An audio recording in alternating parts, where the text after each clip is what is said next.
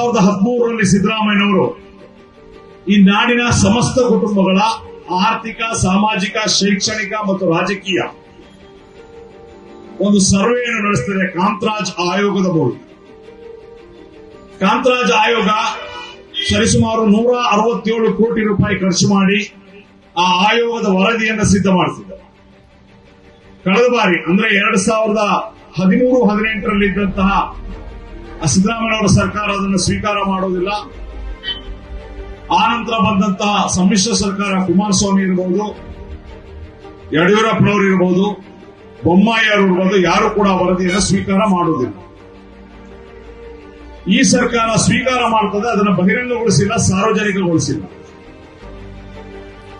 ಸಿದ್ದರಾಮಯ್ಯನವರು ಕಳೆದವರು ಪ್ರತಿಪಕ್ಷದ ನಾಯಕರಾಗಿದ್ದಾಗ ಅವರ ಹತ್ರ ಪ್ರಶ್ನೆ ಮಾಡಿದಾಗ ಈ ಆಯೋಗದ ವರದಿ ಬಗ್ಗೆ, ನಾನು ವರದಿ ಆಯೋಗದ ನೇಮಕ ಮಾಡಿದೆ, ಕಳೆದ ಸರ್ಕಾರದಲ್ಲಿ ಕುಮಾರಸ್ವಾಮಿ ಅವರಿಗೆ ವರದಿಯನ್ನು ಕೊಟ್ಟರು, ಕುಮಾರಸ್ವಾಮಿ ಅವರು ತಗೊಳ್ಳಿಲ್ಲ, ಯಡಿಯೂರಪ್ಪ ತಗೊಳ್ಳಿಲ್ಲ, ಬೊಮ್ಮಾಯಿ ತಗೊಳ್ಳಿಲ್ಲ, ನಾನೇನ್ ಮಾಡೋದು ಅಂತ ಅವರನ್ನು ದೂರ್ತಾ ಇದ್ರು.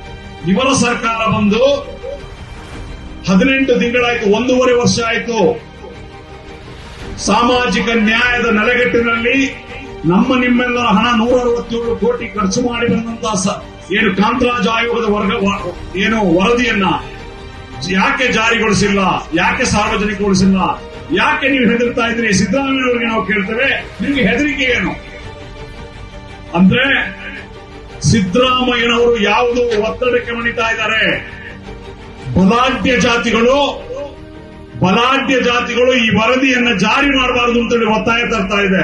ಯಾಕಂದ್ರೆ ಆ ವರದಿ ಬಂದ್ರೆ ಬಂಡವಾಳ ಏನು ಅಂತ ಗೊತ್ತಾಗ್ತದೆ, ಯಾರ್ಯಾರ ಜನಸಂಖ್ಯೆ ಎಷ್ಟಿದೆ, ಆರ್ಥಿಕವಾಗಿ ಯಾರು ಮುಂದೆ ಇದ್ದಾರೆ, ಸಾಮಾಜಿಕವಾಗಿ ಯಾರು ಮುಂದೆ ಇದ್ದಾರೆ, ಶೈಕ್ಷಣಿಕವಾಗಿ ಯಾರು ಮುಂದೆ ಇದ್ದಾರೆ, ರಾಜಕೀಯವಾಗಿ ಯಾರು ಮುಂದೆ ಇದ್ದಾರೆ ಅಂತೇಳಿ ಆ ವರದಿಯಲ್ಲಿದೆ. ಅದು ಬಂದ್ರೆ ದೊಡ್ಡ ಮಟ್ಟದ ಒಂದು ರಾಜಕೀಯ ಸ್ಥಿತ್ಯಂತರ ಉಂಟಾಗ್ತದೆ ಇಲ್ಲಿ.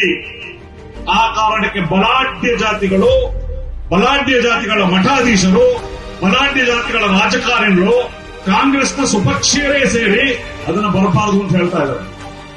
ಮಾನ್ಯ ಸಿದ್ದರಾಮಯ್ಯ ಅವರೇ, ನಾವು ಕೇಳುವಂತದ್ದು, ನಿಮ್ಮ ಸರ್ಕಾರಕ್ಕೆ ಓಟು ಕೊಟ್ಟವರು ಯಾರು? ನೀವು ಗಂಭೀರವಾಗಿ ಕಾಂಗ್ರೆಸ್ ಪಕ್ಷ, ರಾಹುಲ್ ಗಾಂಧಿ ಆದಿಯಾಗಿ ನೀವು ಯೋಚನೆ ಮಾಡಬೇಕಾಗಿದ್ದು, ನಿಮಗೆ ಮತ ಕೊಟ್ಟವರು ಯಾರು? ನಿಮಗೆ ಮತ ಕೊಟ್ಟವರು ಅಲ್ಪಸಂಖ್ಯಾತರು, ದಲಿತರು, ಆದಿವಾಸಿಗಳು, ಹಿಂದುಳಿದ ವರ್ಗಗಳು. ಆ ಸಮುದಾಯಗಳ ಆಶೋತ್ತರಗಳನ್ನು ನೀವು ಈಡೇರಿಸಬೇಕು.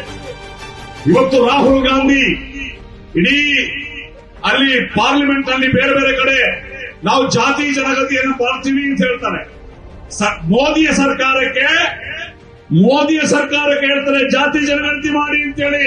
ಮಾನ್ಯ ರಾಹುಲ್ ಗಾಂಧಿ ಅವರಿಗೆ ನಾನು ಪ್ರಶ್ನೆ ಕೇಳ್ತೇನೆ, ನಿಮ್ಮದೇ ಸರ್ಕಾರ ಕರ್ನಾಟಕ ರಾಜ್ಯದಲ್ಲಿ ಏನು ಈ